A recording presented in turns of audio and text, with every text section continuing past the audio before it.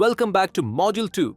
In this module, we'll show you how to easily create app or website tours using Page Pilot. So, let's get started.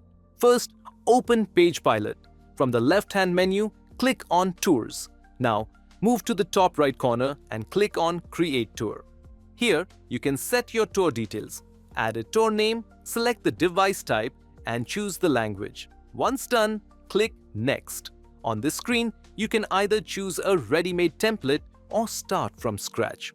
For a quick setup, we'll use a preloaded template to show how easily a tour can be created. Now, you're inside the editor window. Here, you can see the selected template. Click on the text to add your own heading or select the content text to edit it. That's it. Your first step is created. Note, from the Style menu, you get full access to customize the appearance of your tour. You can edit colors, fonts, layouts, and other design elements easily. Now, let's continue.